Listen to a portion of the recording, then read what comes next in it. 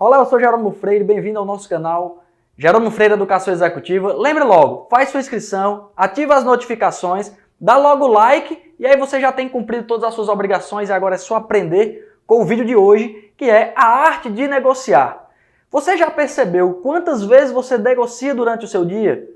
Você que está assistindo esse vídeo, você negocia desde quando nasceu.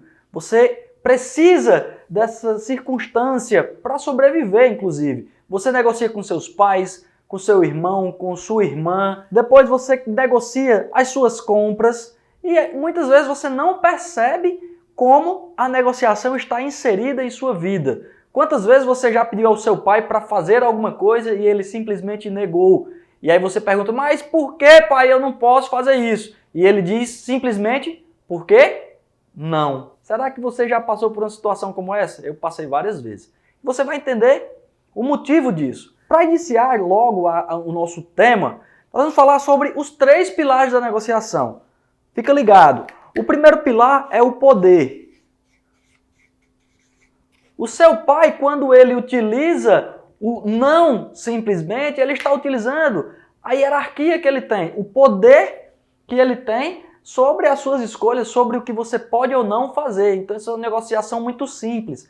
A negociação também não está somente relacionada a vendas. Você consegue perceber que, nesse caso dos pais, não se trata de uma venda. Pode até ser, posteriormente, quando você tiver o poder de convencimento ou maturidade ou abertura para isso. O primeiro pilar é o poder. O segundo pilar é a informação. Informação. Quanto maior é a informação que você tem dentro da negociação, muito mais preciso ou poder de convencimento você vai ter. Depois de poder e informação, você tem outro pilar que é o tempo.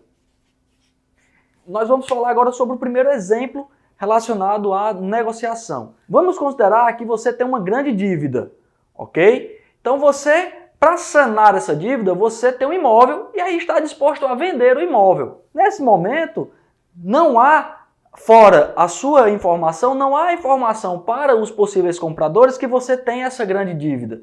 Então, uma coisa que está contra você é que você sabe que vai ser processado, por exemplo, então o tempo está contra você. Você não tem muito tempo para negociar, mas você tem informações e você tem o poder até agora porque o imóvel é seu. Dentro dessa circunstância, você vai anunciar o seu imóvel pelo valor que você considera interessante, pelo valor de mercado.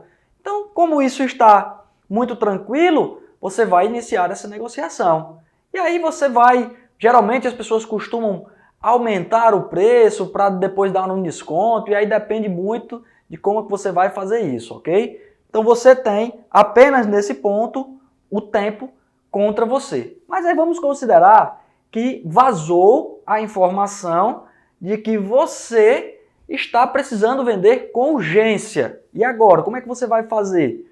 Vazou uma informação. Essa informação que era somente sua, não é mais. Então você precisa de quê agora? Aliás, o que está acontecendo? A informação está contra você. E outra situação ainda pior. Se o cara que quer comprar o seu imóvel tem muito recurso e só tem ele disposto naquele momento a comprar, ele tem o poder porque ele tem recurso.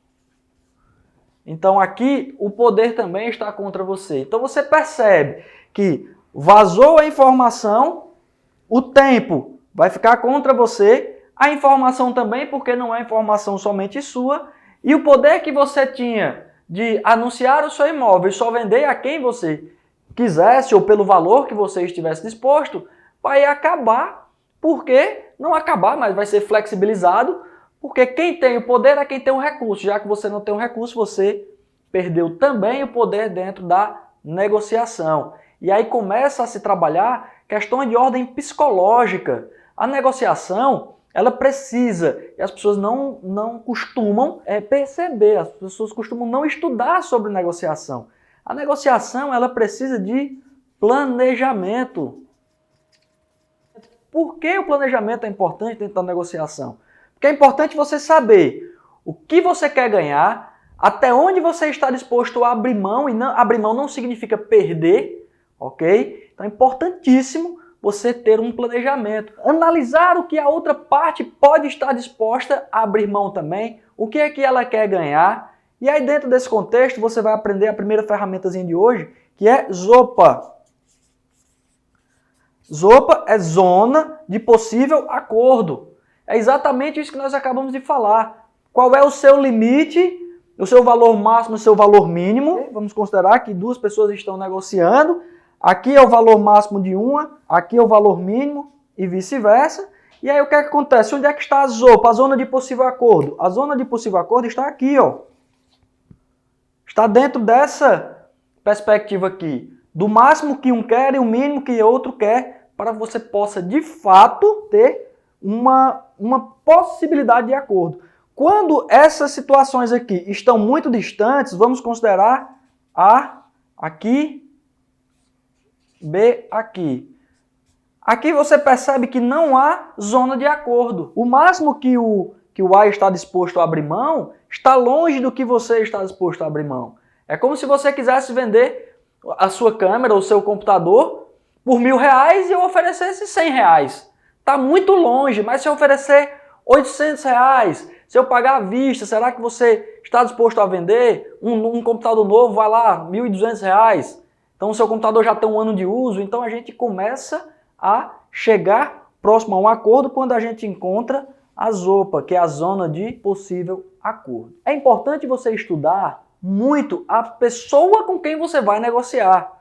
Por quê? Porque se trata de uma comunicação. Se você não sabe com quem você vai negociar, se você não sabe qual é o estilo de negociação dessa pessoa, você pode passar por um desafio e a negociação não ser bem desenvolvida.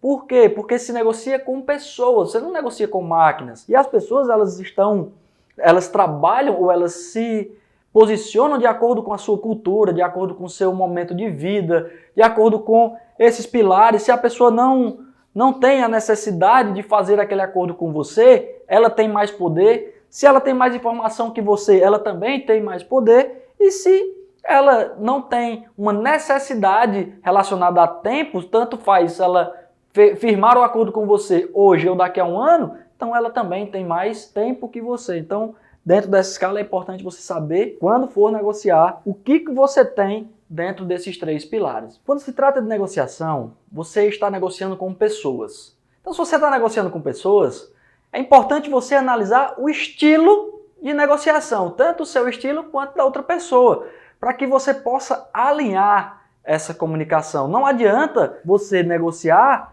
com uma pessoa sem saber, por exemplo, como é a cultura dessa pessoa, o que é que ela busca, qual é o sentido de negociação para ela. É importante você buscar sempre o ganha-ganha. Nós vamos passar por 4 estilos, ok? O primeiro estilo é o catalisador. Esse estilo, ele tem como uma necessidade o reconhecimento. Ele quer ser reconhecido, então ele busca unir todas as perspectivas, unir as circunstâncias. Ele é muito comunicador, ele costuma falar demais. Então ele está dentro dessa negociação, mas o que faz com que ele se motive a negociar é a sensação de ser reconhecido. Isso é o que faz com que ele esteja em evidência, busque uma comunicação mais expressiva, aquela pessoa que gosta muito de falar. Então, se você tem essa habilidade, vamos dizer assim, de falar muito, de gesticular, buscar esse reconhecimento no outro, então você pode ter o estilo catalisador. Claro, nós temos todos eles, porém, uns se sobressaem. O próximo estilo é o apoiador. O problema do estilo apoiador é que ele evita conflitos demais, ele fica com receio, ele tem muito medo de magoar e ele acaba abrindo mão muitas vezes dentro da negociação. E quando ele pega um estilo que é o do controlador, ele fica muito constrangido, ele fica chateado, ele fica magoado. Por quê? Porque o apoiador é o contrário do controlador. O controlador ele já se impõe, ele já põe muita energia, ele quer realizar aquela negociação. Dependendo do nível de maturidade, ele quer ganhar de todo jeito. Não importa se você vai perder muito, o que ele quer é ganhar muito. Esse é o estilo controlador. O que busca o apoiador é uma associação. Ele busca estar próximo das pessoas, ele busca ser aceito, estar inserido dentro de um contexto. No vídeo passado nós falamos de liderança. Esse líder aqui é aquele democrático que vai lá buscar sempre muitas informações. Ele tem muita dificuldade em expor aquilo que de fato ele quer, por receio de você ficar magoado, ficar chateado. Então, se você souber que a pessoa com quem você está negociando tem um estilo apoiador, você pode usar isso de forma positiva ou pode usar isso de forma negativa.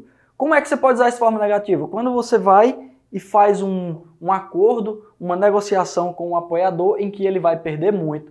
E isso não é interessante, fica até o final porque você vai entender por quê. Outro perfil é o analítico. O perfil analítico, ele precisa de segurança para fechar a negociação. Ele precisa ter convicção de que está fazendo a coisa certa, ele precisa saber, vamos lá, quando a gente já falou sobre imóveis, por exemplo, ele precisa saber se o imóvel está regularizado, ele precisa saber qual vai ser a forma de pagamento, ou seja, ele precisa ter muitas informações para uma tomada de decisão. Já o catalisador e o apoiador, eles não precisam tanto desse detalhe. Ele quer simplesmente, esses dois aqui, um quer ser reconhecido, o outro quer estar inserido dentro de um grupo ou quer estar inserido dentro daquele contexto negocial. Já o analítico não. Ele é processual, ele precisa de muitas informações para tomar a decisão, ele quer ter sua necessidade atendida e a necessidade dele é segurança. E por último, o controlador. Já o controlador, a necessidade dele é realização. Então, ele é muito objetivo, as pessoas costumam não gostar muito por conta da sua objetividade. E aí parece que ele é muito frio, porque ele quer rapidez, celeridade, objetividade, resultado. A necessidade dele é realização.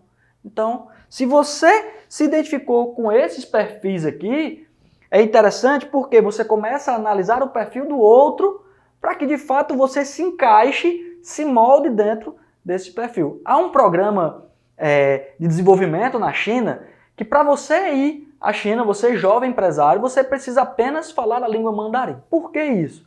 Porque na China eles têm culturas diferentes do resto do mundo. E para não se sentir ofendido com alguns gestos ou com algumas palavras ou com algumas circunstâncias dentro da negociação, eles estão levando jovens empresários para ensinar a cultura de outros países. As pessoas na China têm uma forma de cumprimentar, as pessoas têm um gesto particular. No Brasil você aperta a mão, abraça, beija, independente do local do Brasil também há diferença. Por exemplo, lá em São Paulo o beijinho no rosto é só de um lado, já no Rio é de um lado do outro, aqui no Ceará também.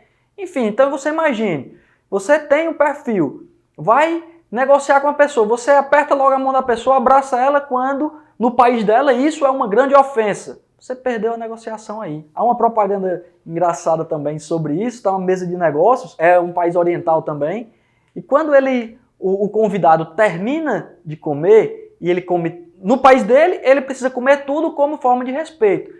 Já no outro país que ele estava, se comer tudo significa que ele quer mais. Então ele comia tudo, porque para ele deixar comida no prato era falta de respeito por conta da cultura dele. Já no outro país, comer tudo significa que ele estava pedindo mais. E cada vez que ele terminava, o pessoal pedia para botar mais comida para ele, mais comida, e ele não sabia mais como se comunicar. Então, isso é um grande exemplo de que é importante você estudar a cultura das outras pessoas para você negociar bem. Você entender onde está o seu posicionamento de poder, você entender qual é as informações que você possui e o tempo que você precisa para negociar. Quando se trata da negociação, muitas pessoas acabam achando que para negociar bem, um precisa perder e o outro precisa ganhar. O perde versus ganha. Um perde e outro ganha.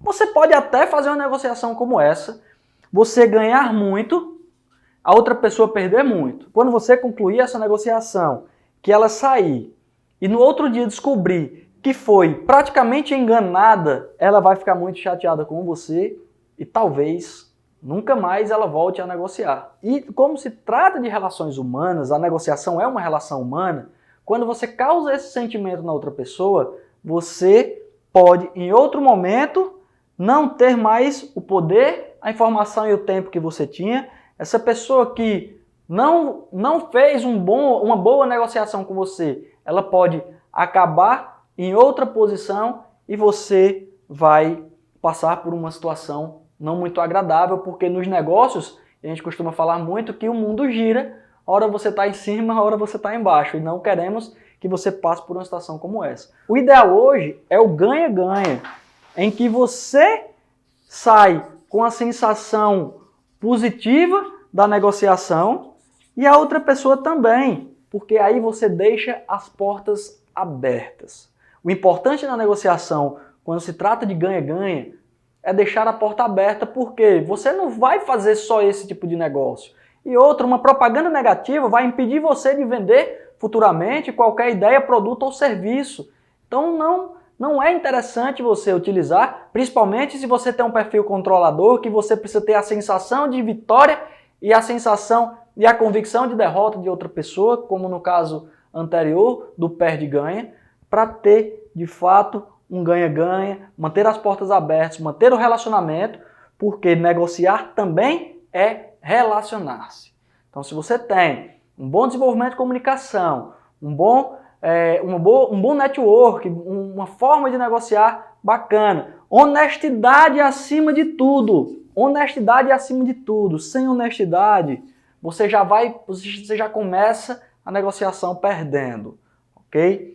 Além da honestidade, o estudo prévio. Existe uma ferramenta de planejamento em que você escreve o que você quer ganhar, o que você está disposto a abrir mão, o que a outra pessoa pode querer ganhar ou o que ela está disposta, aí você simula isso. Estuda a pessoa, estuda a cultura dela, o que é que ela pode contribuir dentro desse processo e, de fato, o que é que ela pode levar como conquista ou como situação positiva dentro da negociação. Estudar muito sobre comunicação, sobre negociação, sobre o produto, ideia ou serviço para você ter a informação suficiente e, é claro, entender qual é o momento que você está e o tempo que você tem para fechar aquela negociação. Cuidado, porque existem diversos gatilhos na negociação que você pode cair por conta de informação que o outro negociador tem que você não tem ainda. Pressão de vendedor, por isso que alguns vendedores eles costumam ser estigmatizados como